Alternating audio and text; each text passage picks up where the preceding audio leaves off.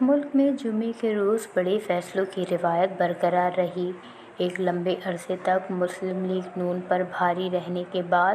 پاکستان کی تاریخ میں ایک اور جمعہ پاکستان تحریک انصاف کے لیے بھاری ثابت ہوا،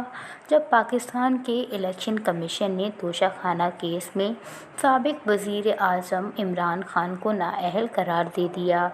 یہ جمعے کا دن ہی تھا جب 28 جولائی سن 2017 کو پاکستان کی سپریم کورٹ نے پاناما کیس کا فیصلہ سناتے ہوئے وزیر اعظم نواز شریف کو نااہل قرار دیا تھا۔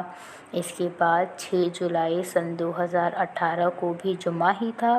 جب قومی احتساب بیورو نیب کی جانب سے دائر A1 فیلڈ ریفرنس کا فیصلہ سناتے ہوئے اسلام آباد کی احتساب عدالت نے سابق وزیر اعظم اور مسلم لیگ نون کے قائد نواز شریف کو 10 سال، ان کی صاحبزادی مریم نواز کو 7 سال، جبکہ داماد کیپٹن محمد صفدر کو 1 سال قید بمشقت کی سزا سنائی تھی۔ اس کے بعد 14 اپریل سن 2018 کو سپریم کورٹ نے آرٹیکل 62(1)(f) کے تحت نااہلی کی مدت کی تشریح کیس کا فیصلہ سنا دیا، جس کے تحت سابق وزیر اعظم نواز شریف اور جہانگیر ترین کی نااہلی تاحیات قرار پائی۔ فیصلے کے مطابق آرٹیکل 62(1)(f) کے تحت نااہل قرار دیے گئے ارکان پارلیمنٹ تاحیات نااہل ہو گئے۔ ماضی میں بھی جمعے کو چند اہم عدالتی فیصلے سامنے آئے۔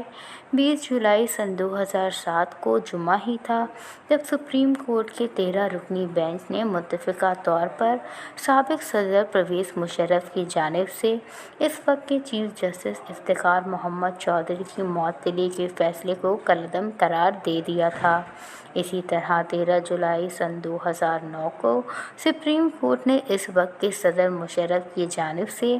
3 نومبر 2007 کو لگائی گئی ایمرجنسی اور PCO کو غیر قانونی اور غیر آئینی قرار دیا تھا۔